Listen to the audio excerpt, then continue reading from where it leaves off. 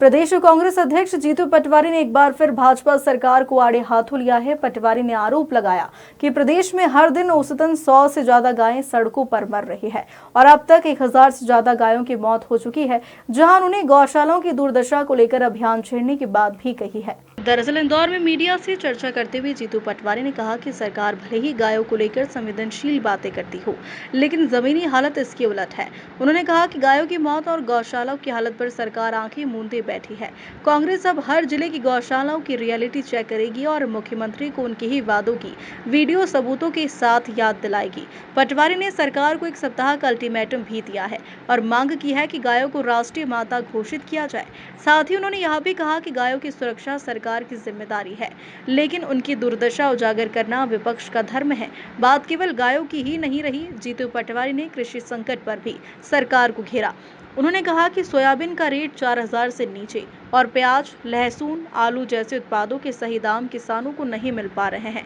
इसको लेकर आगामी विधानसभा क्षेत्र में किसान आंदोलन की चेतावनी दी है। आज मुख्यमंत्री जी का एक बयान आया कि हम तो गाय पालने वाले हैं। मैं उनको स्वागत करता हूं, उनका धन्यवाद देता हूं, पर इस गाय पालने वाले मुख्यमंत्री जी से मेरा आग्रह है कि पिछले 6 महीने में अलग अलग जिलों में लगभग 1000 से ज़्यादा गायों की हत्या हो गई। गाय पालने वाले मुख्यमंत्री जी, उन गायों की जिम्मेवारी तो आप पे थी, आपकी सरकार पे थी, फिर उनकी मौत कैसे हो गई? 100 गाय रोज सड़क पे एक्सीडेंट से मरती है, गाड़ियों के नीचे दब कर मरती है। तो उनकी भी सुरक्षा की जिम्मेवारी तो सरकार की है, आपकी है, गाय पालने वाले मुख्यमंत्री जी, दूसरे की तो है नहीं। तीसरी बात, जो गौशालाएं हैं, मैं आपसे पहले आग्रह कर रहा हूं मुख्यमंत्री जी से कि आप उनको सही करवा दो।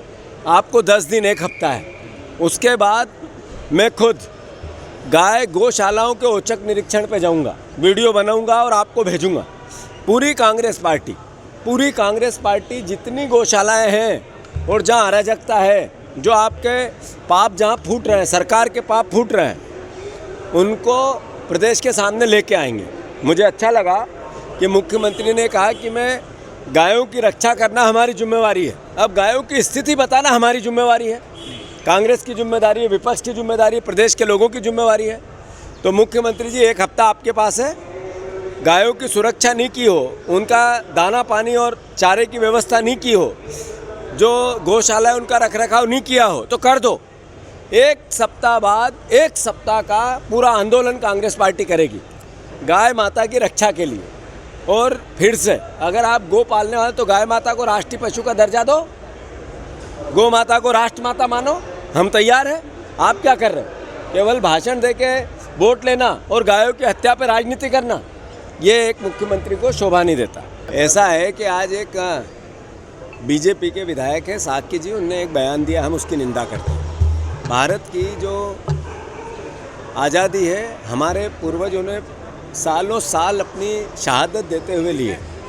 भारत की उन्नति भी हमारे पूर्वजों ने, हमारी सरकारों ने, देश के आम नागरिक ने, हमारे बुजुर्गों ने बहुत तपस्या करके देश को आज इस हालात में पहुंचाया है कि हम दुनिया में अपना स्थान बना सकें। अगर बीजेपी के लोगों का ये मानसिकता है कि नेपाल जैसी स्थिति करेंगे, तो ये मैं उनकी निंदा करता हूँ। भारत की नेपाल जैसी स्थिति नहीं हो सकती। यहाँ स्वस्थ लोकतंत्र है, यहाँ सर्वधर्म समभाव का सबको अधिकार है, यहाँ पर संविधान सबको जीने का, सोचने का, पढ़ने का, लिखने का अधिकार देता है। भारत के संविधान के प्रति सबकी आस्था है और लोकतंत्र और वोट के प्रति आस्था है। तो जो पाकिस्तान में हुआ, जो बांग्लादेश में हुआ, जो म्यांमार में हुआ, जो बर्मा में हुआ, जो अफ़गानिस्तान में हुआ, जो श्रीलंका में हुआ, जो नेपाल में हुआ, ये भारत में नहीं होने देंगे। इसके लिए चाहे तो हमारे अंतिम खून की बूंद भी लगानी पड़े तो हम लगाएंगे। वही लड़ाई राहुल गांधी लड़ रहे हैं, वोट के अधिकार की रक्षा कर रहे हैं। तो जिसकी ऐसी सोच है कि नेपाल भारत होने वाला है, वो देशद्रोही है। बीजेपी में उन पर देशद्रोह का केस होना चाहिए। भगवा ध्वज धारण करके भगवान कृष्ण, भगवान राम सनातन धर्म की भावना बनाकर वो इंसानों को भगवान बनाना चाहते हैं तो उनको मुबारक हो। हम तो मानवता को, इंसानियत को, संविधान को और अपनी अपनी धार्मिक आस्थाओं का सम्मान करते रहें। मैं आग्रह कर रहा हूँ कि हमारे मुख्यमंत्री ने, शिवराज सिंह चौहान ने, बीजेपी ने कहा था हम 3100 का धान देंगे, 2 साल हो गए झूठ बोले। 2700 के गेहूं का दाम देंगे, 2 साल हो गए झूठ बोले। यूरिया है नहीं, सर्वे है नहीं, बीमा है नहीं। हर तरह की 6000 की सोयाबीन की बात की थी, नहीं दे रहे, झूठ बोल रहे हैं। शिवराज सिंह जी रील बना रहे हैं, मोहन यादव रील बना रहे हैं, किसान के बेटे उनकी रील देख के गालियां दे रहे हैं, इसलिए कि जो कहा वो किया नहीं। तो हमारा दायित्व क्या है, विपक्ष का दायित्व क्या है? मैं किसान का बेटा हूँ, मेरे पिताजी रोज फसल में जाते हैं, खेती पे जाते हैं और वहाँ की वेदना बताते हैं।